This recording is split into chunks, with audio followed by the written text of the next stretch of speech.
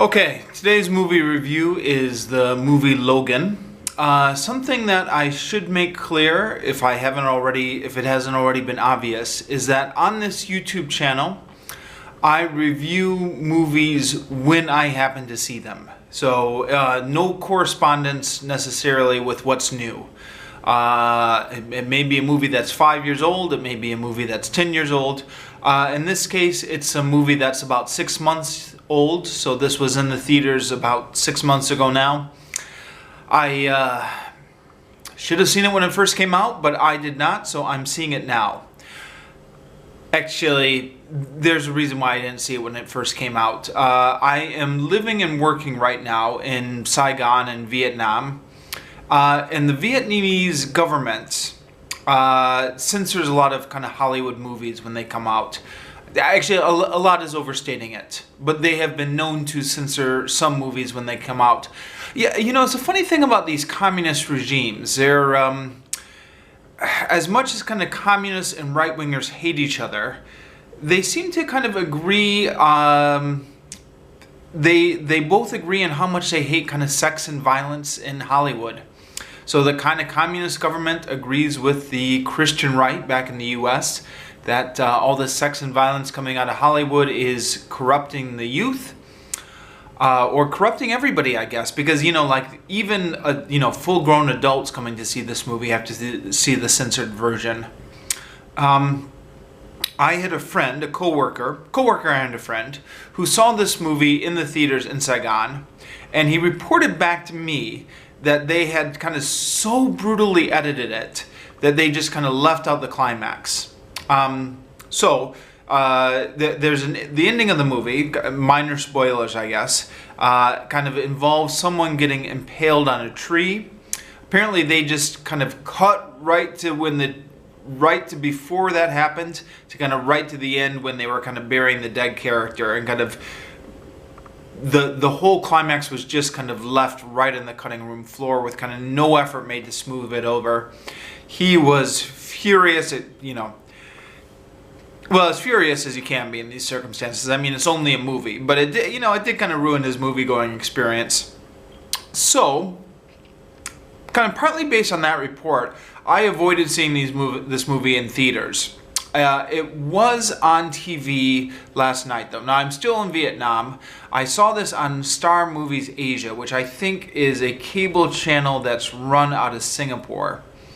And Singapore, well, this movie channel also kind of censors stuff. I think maybe this might be Singapore law or Vietnam law, or I don't know. So there was, what I noticed being censored on this movie, there was no nudity, and I'm given to understand from internet reviews that this movie is rated R in part because of nudity. All this kind of violence I've been reading about on the internet, where kind of people's limbs have been getting cut off, it wasn't quite that graphic. There were a lot of kind of stabby scenes where Wolverine was stabbing people with his claws, but didn't see dismembered limbs. And then every time someone said the word fuck, they kind of bleeped it out. Actually, they didn't really bleep it, they just kind of muted it briefly, which is completely stupid because you still know what they're saying. You know, you hear that mute and you're like, oh, okay, they just said fuck. I've always thought that was kind of the stupidest thing. Anyways, all that is to say, the version I saw of this movie was slightly censored. Not quite as censored as the version that got released in the theaters in Vietnam, I'm given to understand, but kind of more censored than the version everyone else saw back in the US. So, take that into mind. If you want to completely disregard my opinion on this entirely, because the version I saw wasn't the authentic, unedited version, I respect that, go ahead. But I'm just going to review what I saw. So, this movie, kind of taking a step back maybe, and talking about the movie as a whole, kind of the whole thing here.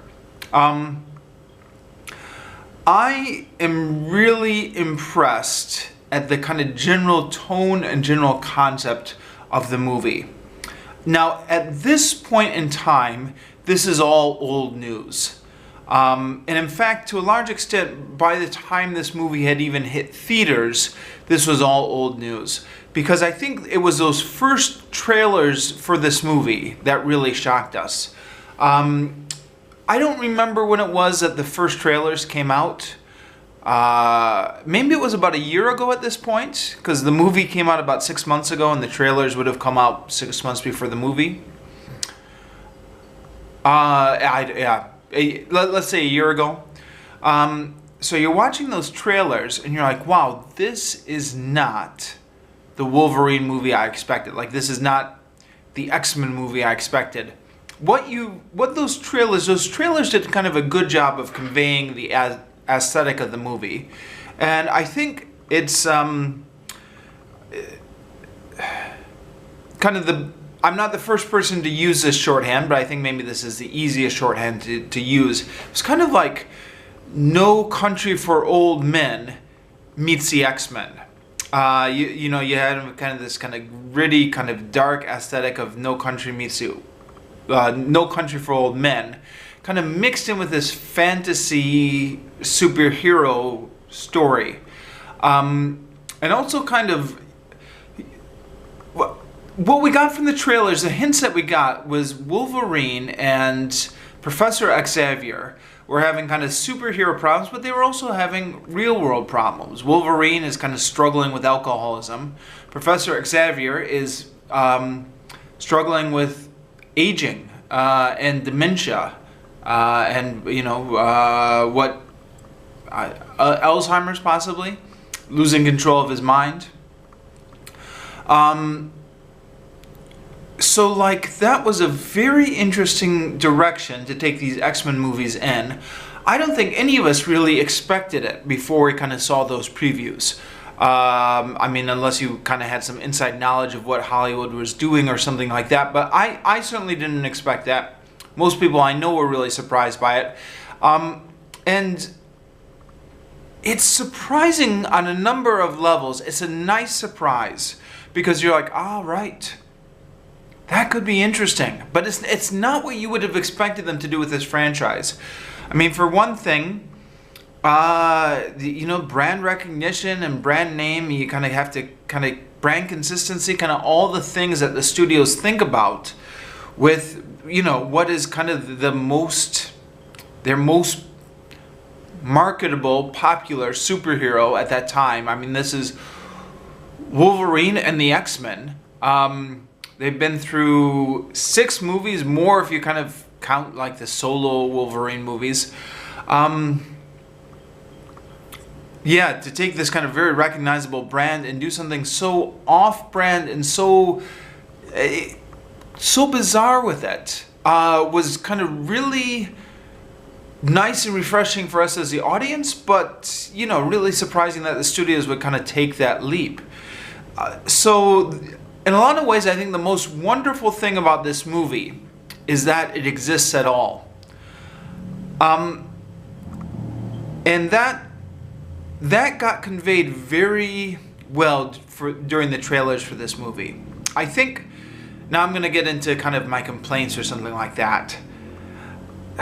See, the thing is, when I finally got around to seeing this movie, and I was so excited because I'm like, all right, you know, and then you kind of settle down and you're in it for like 5 minutes, 10 minutes, 15 minutes, 20 minutes. And it's exactly kind of what I thought it would be, kind of No Country for Old Men meets the X-Men. But it's not anything more than that, necessarily. It is kind of like this dark, gritty, kind of Western type aesthetic with the X-Men. And then it's got the X-Men things about mutants and superpowers and kind of fighting good mutants fighting evil mutants. So it's an interesting mashup, but it doesn't really do much more than that. So it's interesting for what it is, but I guess it doesn't really transcend its setup. Kind of once you know what you're in for, then it's just kind of more of the same throughout it. And you kind of know what you're in for just kind of right from the trailers. So this movie Sorry, lost my train of thought.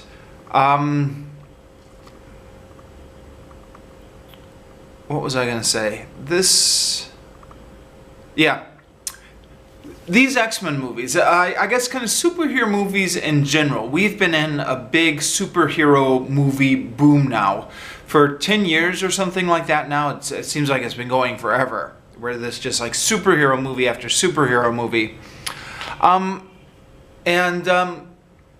They've been doing a lot of interesting stuff with these superhero movies, but there are inherent limitations on the genre in terms of kind of plotting and climax and everything like that. All of these movies have to have kind of a good superhero fighting against kind of a bad superpowered being. All of them have to end in kind of a big kind of fight climax scene. All of them kind of have to end with the bad guy dying. So this movie, in some ways, it does some clever things, and in some ways, it subverts its genre a little bit, but it can't really transcend its genre. It's still kind of locked into this. And really, I guess maybe I was hoping for something more and I didn't get it, but really it was kind of stupid of me to hope for something more. So I guess that one's on me. Like, it was stupid of me to expect a superhero movie to be anything other than a superhero movie. And I think I don't know, partly because I've been seeing so many of these superhero movies lately. I mean, I've been seeing all the Marvel movies and the X-Men movies and stuff like that. There's a part of me that gets a little sick of them. And maybe it's just time to lay off and kind of stop watching these superhero movies for a time. Because I think it's a little bit counterproductive for me to kind of watch these movies and then kind of come here and be like, it was just another superhero movie. Like, well, yeah, well, what did I expect, right? Why did I watch it when I knew it was just going to be another superhero movie? That being said, it's essentially just another superhero movie with kind of some interesting themes and some interesting kind of aesthetic choices. But you know, it's the good mutants fighting the bad mutants. It's a climactic thing at the end. Okay, now that I've gotten that out of my system, let me talk about all the things that I liked. This movie, a lot of Hollywood movies don't really talk about the problem of aging, which is on one hand completely understandable because people don't go to the movies to be reminded of real life problems. They go to the movies to kind of escape from their real life problems. On the other hand, aging is a non-negotiable part of the human experience. None of us want to do it, but we are all locked into it. It's a kind of, it comes with a ticket. Like it's a price of existence in these kind of human bodies. So it would be nice maybe to kind of,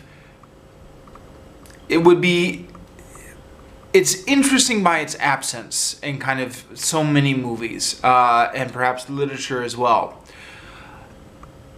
Because of that, I think the bar is very low for any kind of engagement with that. You don't have to say anything profound about it to be impressive at this point. You just have to engage with it at some level. And this is a movie that tries to engage with it at some level. And you see Charles Xavier, who's been in 6 X-Men movies up until this point, and has always been kind of somebody who has a feeble body, like he's locked in that wheelchair, but a brilliant mind. Not only kind of is he a telepath and he can sense all these things, but just also, you know, a brilliant guy, a brilliant problem solver. He can figure things out. And he is suffering from some form of dementia where he is beginning to kind of not only lose control over his telepathic powers, but, you know, he's taking this medicine which kind of dims his his intellect and kind of reduced to rambling around at points and kind of not communicating or not making sense. It's very kind of sad to see the character like this. And yet, this is, I guess, kind of maybe deconstructing superheroes, like a little bit kind of Watchmen-esque here. If these superheroes existed in real life, this is what would happen to them by the time they got 80 or 90. I think, yeah, in the movie, Professor Xavier said he's in his 90s. So, that's, yeah. So it was just kind of interesting to see a superhero movie kind of take that on.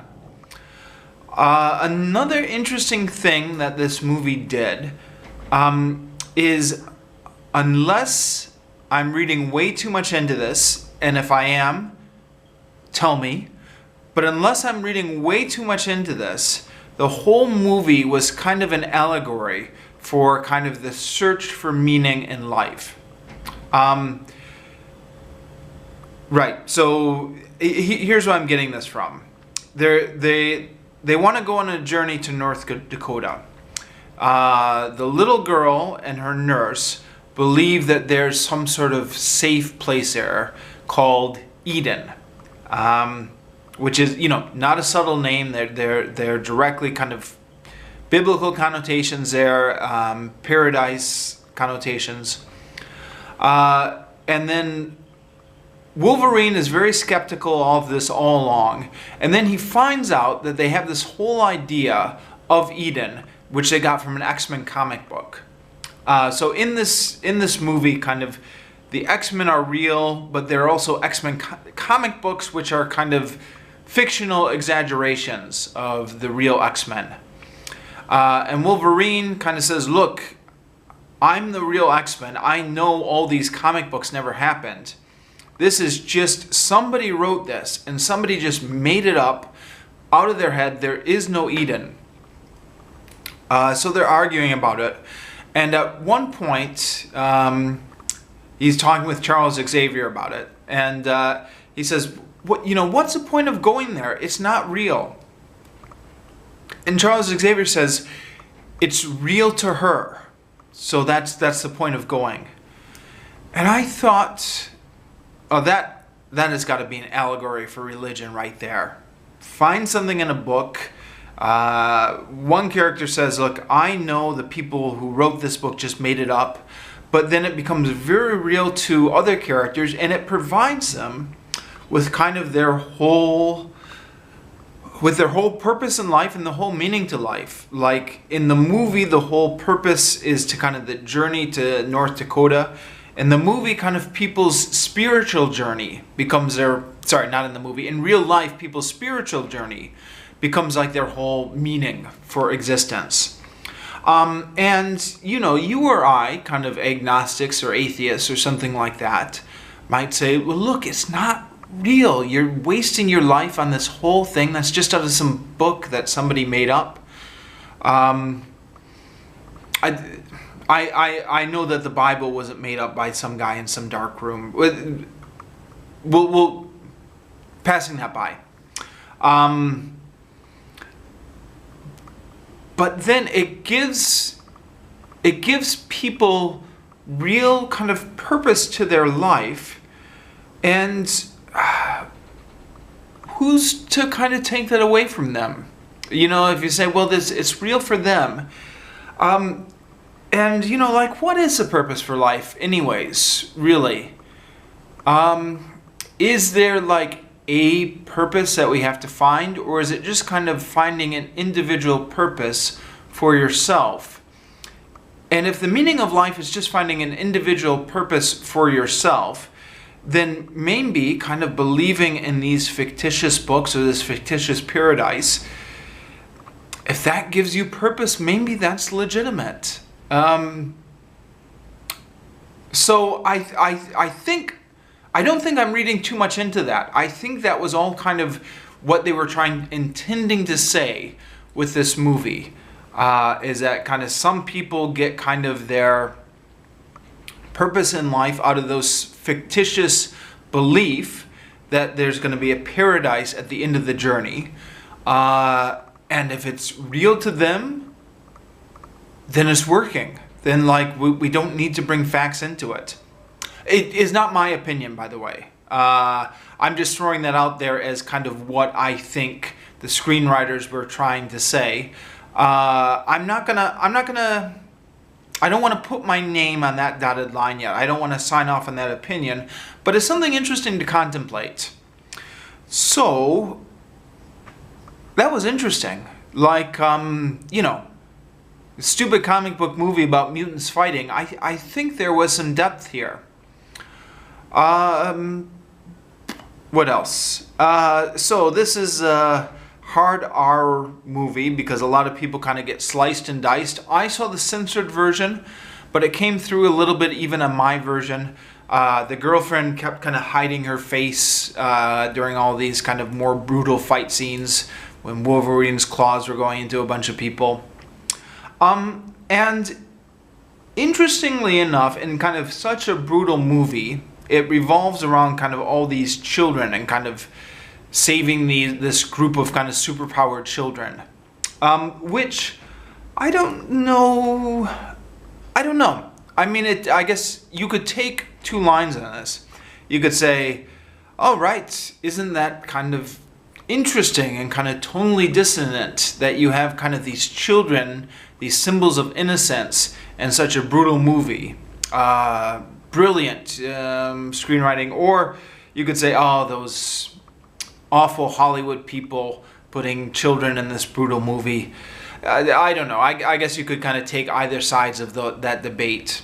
I've always, kind of morality aside, if it's possible to put morality aside, I've always been interested with the idea of kind of children in these violent movies. I think some of this goes back to kind of childhood myself. If you follow me on this little tangent, I don't know, maybe this is just me, but maybe some people can identify with this. Kind of growing up in the 80s and kind of watching a lot of kind of like kids films where there's a group of kids who kind of saved everything. Like E.T. or Goonies or kind of, group of kids. And then there were these more violent movies that I was never allowed to watch, kind of Terminator movies. But I always used to imagine that if I was ever allowed to watch these movies, maybe there'd be a group of kids in these movies kind of fighting the Terminator or something like that. I even had a few dreams about this, where I dreamed I got to see some of these really violent movies, and it turned out to be a group of kids kind of fighting the monster. So, I don't know. Because of that, when I see these kind of group of kids in these kind of movies, it kind of takes me back to that earlier fascination I had when I was a child myself. That was probably of interest to nobody else but me. Sorry. Long tangent. I'll try and stick with more interesting insights. What else did I have to say about this movie? I think that's about it. I'm kind of scraping the bottom of the barrel in terms of my insights here. I thought... Oh, no. There was one more thing, actually. The previews for this movie, you got kind of the sense that it was kind of a post-apocalyptic future. And I've read a lot of reviewers that talked about like post-apocalypse. People compare it to Children of Men. I was reading this review, they said this should have been X-Men Apocalypse because, post-apocalyptic future. And then I was reading another reviewer, and I wish I could give credit to this, but I don't remember where I read it. I was reading a bunch of these reviews. After I finished the movie, I kind of binge read a bunch of reviews on the internet. But somebody said, everyone thinks this is a post-apocalyptic future because the whole movie kind of looks like one of those Mad Max movies. But they said it's actually not. If you watch the movie carefully, there's no hint that there was any kind of apocalypse. There were kind of some bad things that happened in the past, like all the X-Men got wiped out. There are hints about this, but there was no hint of like this big like downfall of civilization. But instead, the whole movie kind of takes place in the American West, and kind of the more desolate areas of the American West, where there's just kind of a lot of sand and desert, and there's not really that much there. But that's not post-apocalypse. That's just, you know, you drive through the American West, that's the kind of things you see. So they said this isn't actually a post-apocalyptic movie. This is a Western, that like No Country for Old Men. This is just kind of the setting of the movie is just kind of these desolate wildernesses in the American West. And I thought that was interesting. And the movie itself, actually, if you think about it, makes this parallel very explicit, because they keep showing the movie Shane. And they make this big deal. I mean, it's not just on in the background, but they make a big deal out of it. Professor Xavier starts talking about the movie. They kind of stop the movie to kind of watch whole clips from Shane. They bring this back up at the end. I've actually never seen Shane in its entirety. It's, you know, it's a classic, and of course I'm gonna have to see it one of these days. But I think I got what they were going for. They were trying to make a very explicit connection between 1953 Western and this kind of Western nowadays. And yes, this is a Western movie. This is what it's all about. Okay, I think that's everything interesting I have to say. So I'm going to sign off here. Thank you for listening.